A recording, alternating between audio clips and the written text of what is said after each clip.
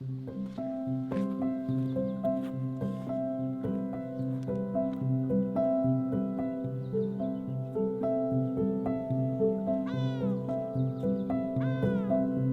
want to tell you about a place.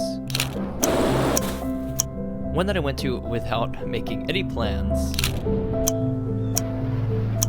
just for the sake of exploring. This video has taken me a couple months to get to, but it started back in August when I met up with my friend Tim in New Zealand for 15 days.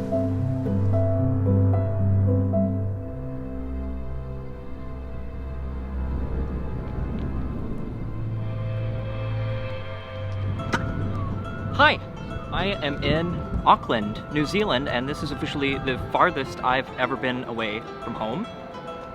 So if you're not familiar with it, New Zealand is made up of two big islands, and Auckland, the city I flew into, is right here.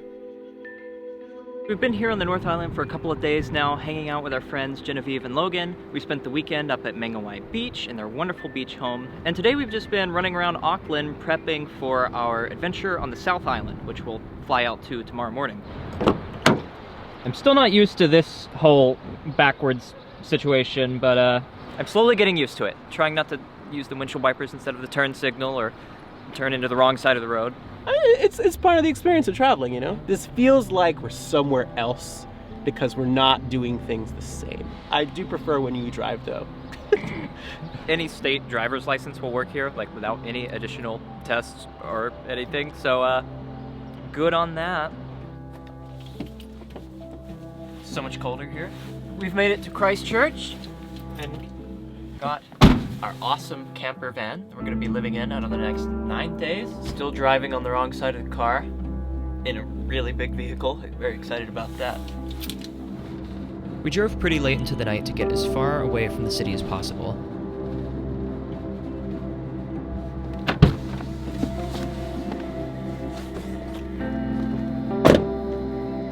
Oh, that's brisk.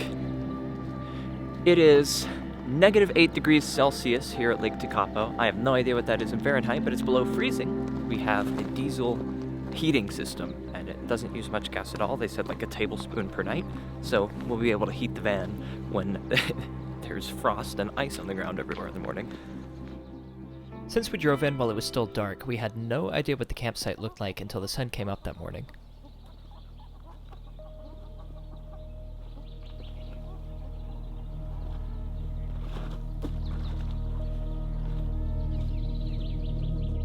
So this is Lake Tekapo. I came out here to watch the sunrise, but I don't think there's gonna be much of one.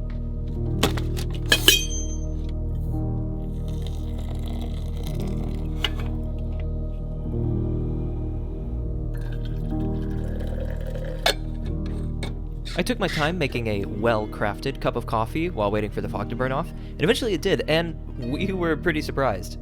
The lake was absolutely stunning, so we decided to skip the highway and take this country back road along the shore.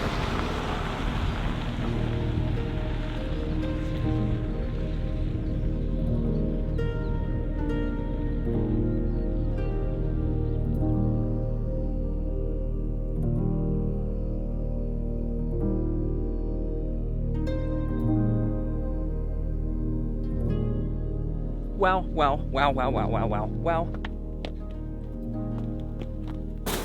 This just keeps getting better. This water is the most beautiful teal shade. It doesn't even look real. See an island out there, my favorite thing in the world to photograph and to be on. Oh my god, are you gonna beep the whole time? Takeoff has been updated. Please check it on the map. Do you see what I mean about the water not looking real?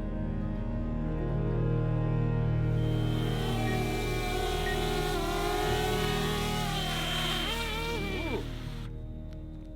Beautiful. Almost ran out of battery. Now we have to figure out how to charge these batteries because the outlets in the van don't actually work unless you're plugged into power at a campsite. I have like 20 seconds of flight time left.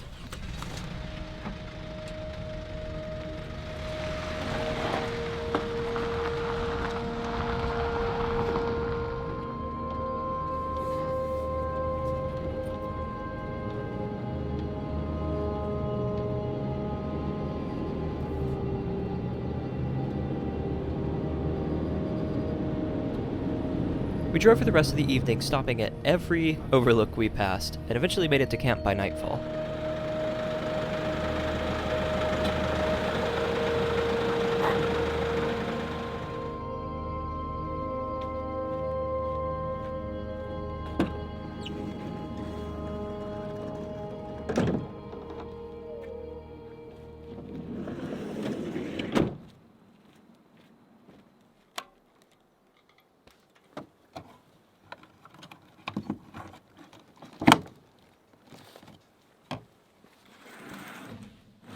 So we have this pretty cool complete wraparound curtain system. So the sun won't wake you up through the front windows.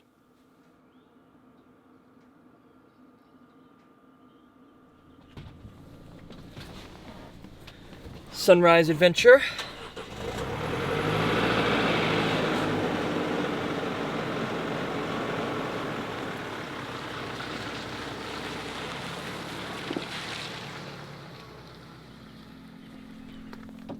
Tried to do this hike yesterday, but we ran out of sunlight, so back here at sunrise to catch a view of the glacier and Tasman Lake.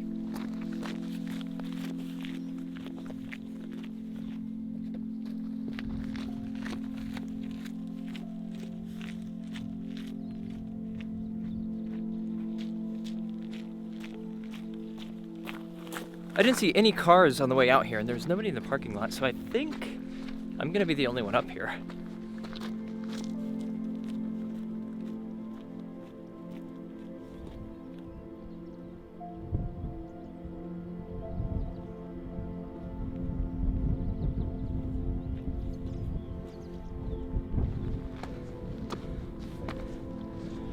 Okay.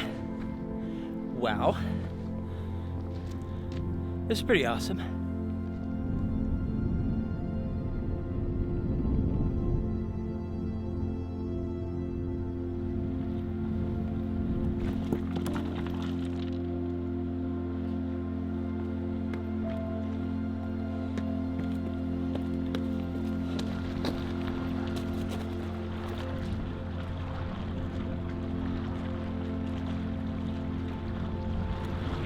I'm determined to do this.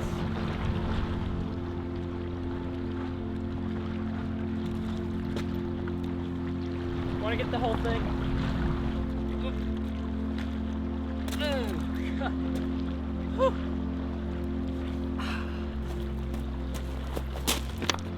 This is a chunk of ice from the glacier, and it's really heavy, and it's also like the most crystal clear stuff. Look at that. Oh, that's wild. That's heavy.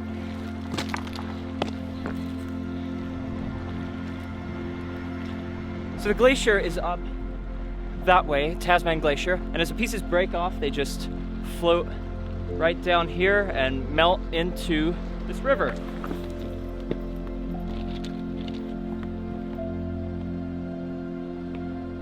Now check this out. This is like a diamond. I pulled this out of the glacial lagoon. Oh, you did? This is part of an iceberg. This is the clearest piece of ice I've ever seen in my life. Right? It Wow. was a lot bigger, but I dropped it.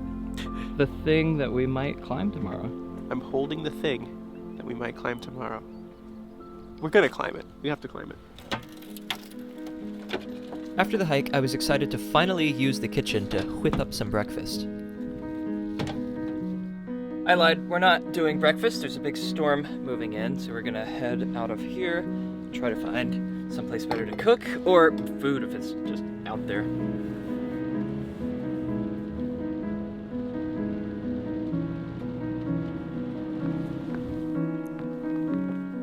Rain's here. Might be sleet. It's kind of a wintry mix.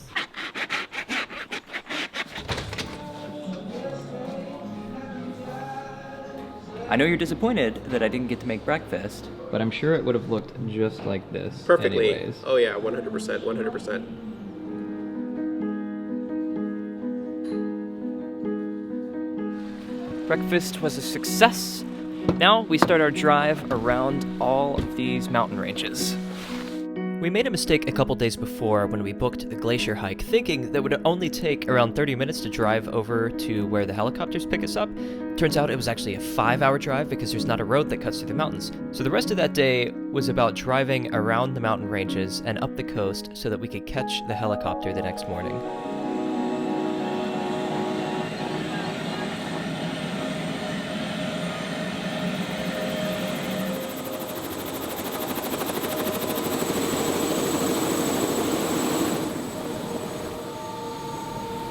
This was my first time in a helicopter, and it is the strangest sensation. It feels like you're just being lifted off the ground by a rope, and you sort of bob through the air in whatever direction you want to go.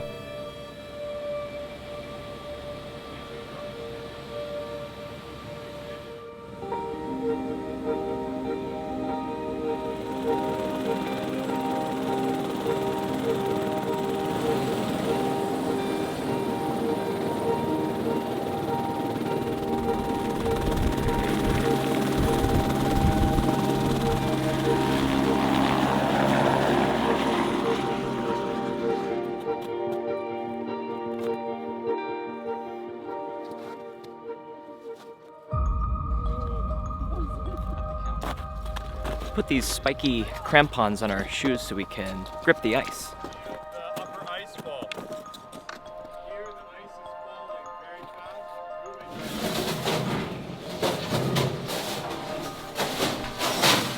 fast. I am inside the glacier.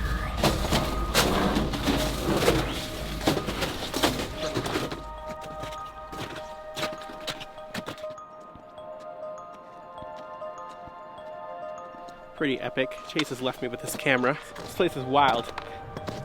Wild. Oh. As usual, I'm separated from the group. Been left behind. They said one of the dangers is you might have to camp here overnight if the weather gets bad. I only see Chase and ice now. That's all we have.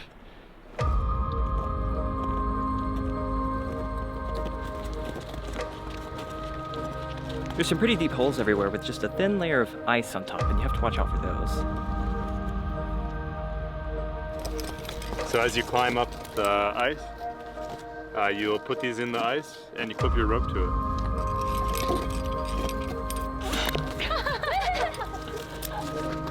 Lots of avalanches happening every couple minutes. Make it to the chopper! It's actually really hot on this glacier. Good thing they've got water here. Okay, just gonna go in and... Oh, it's nice and icy and cold. Oh, that is delicious. You guys see the other one there? That is pretty good.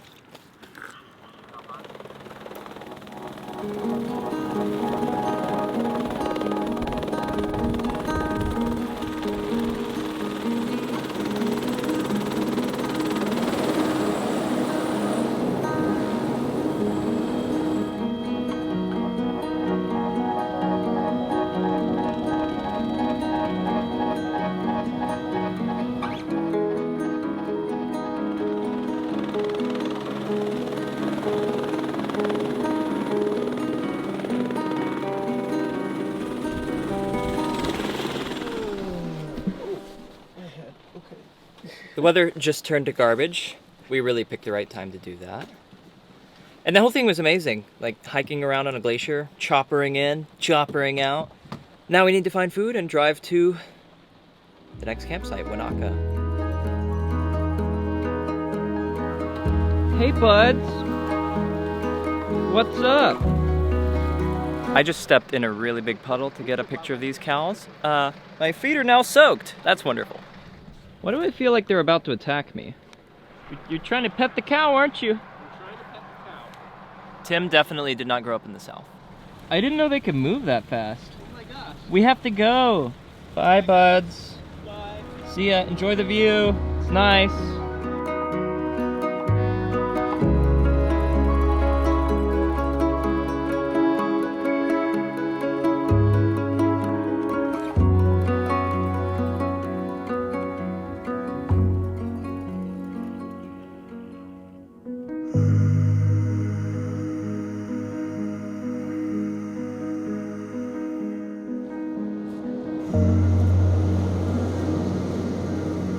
Yesterday we were doing this drive in the dark, so we weren't able to see any of the coastline or the ocean.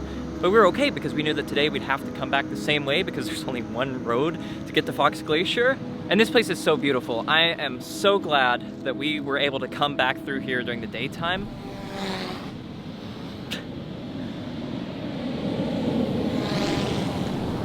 Still have about an hour and a half to tonight's campsite. Feeling a little bit sick, but hopefully that goes away. Tim's been sick for the last 2 days. Planning to get up at 4-ish in the morning to do another sunrise hike above the lake that we're staying at. We'll see how that goes.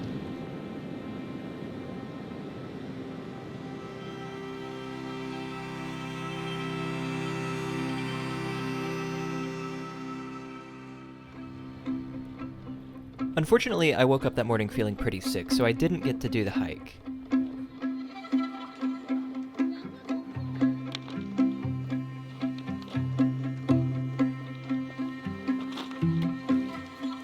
We spent some time walking around the lake and then made the epic drive into Queenstown.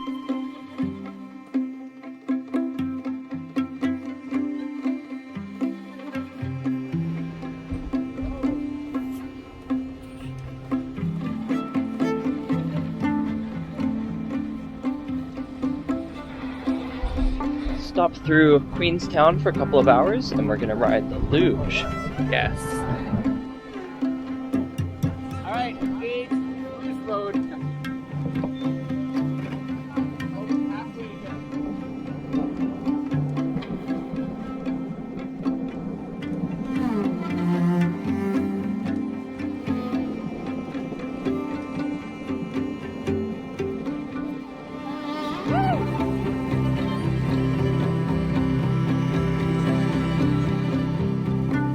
It only takes a few minutes to get down the luge, but then you get to take the chairlift back to the top and go for a couple more runs.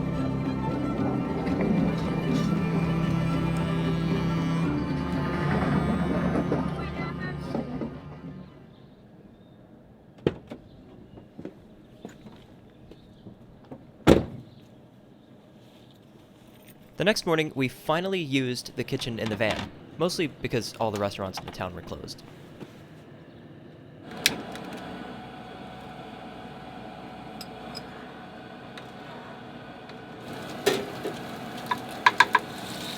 I've never actually made bacon on a stove. I've seen it done. All the rip. I'm ready to go. I'm jazzed.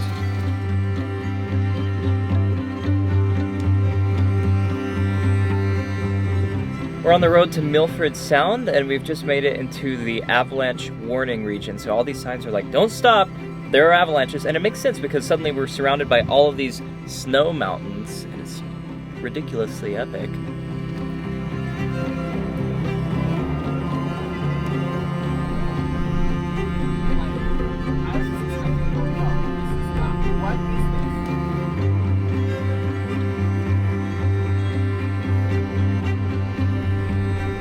This is probably one of the coolest roads I've ever driven. 100%. 100%. Avalanche area, no stopping. Avalanche. Yeah.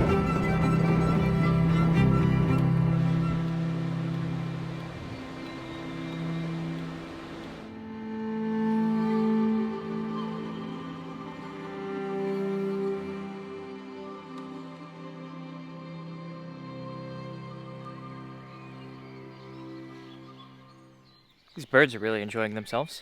Made it to the campsite with a little bit of sunlight left for once, so tomorrow we'll be able to get up nice and early and head on out. We're about the last place you can get to before you hit Antarctica, and that's a little bit strange to think about. So I'll hang on to that idea, just put it up there on the shelf, just in view, but not now.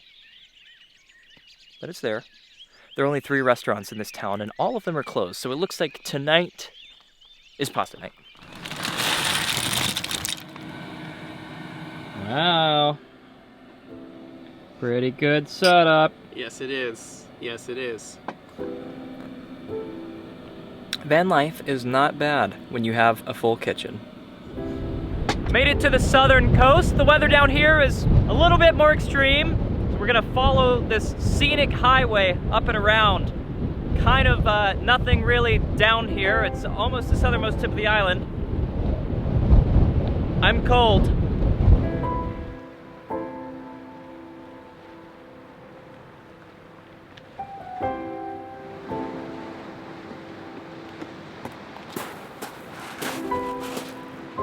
This is it. This is the southernmost city in New Zealand. And this is pretty far down in terms of the rest of the world too, so time to head back north. I think there's a good chance that we might be the only people in this entire town.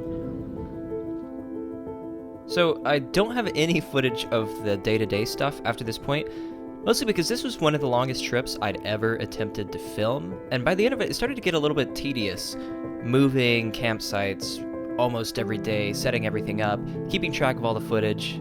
Plus, I started to get a little bit sick, and we had to do a few really long driving days to get me back to the airport in time. So I'll leave you with some of the stunning scenes that we saw on our way back to Christchurch.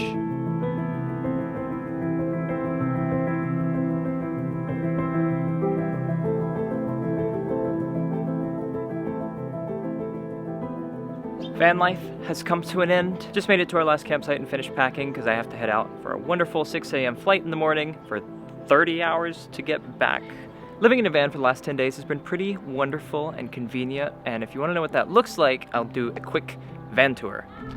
So this is the cockpit. You'll notice the steering wheel is on the right side of the car. That's because this is New Zealand and you drive on the left side of the road, which has been weird to get used to, but I'm kind of used to it now and I think it's going to be weird going back.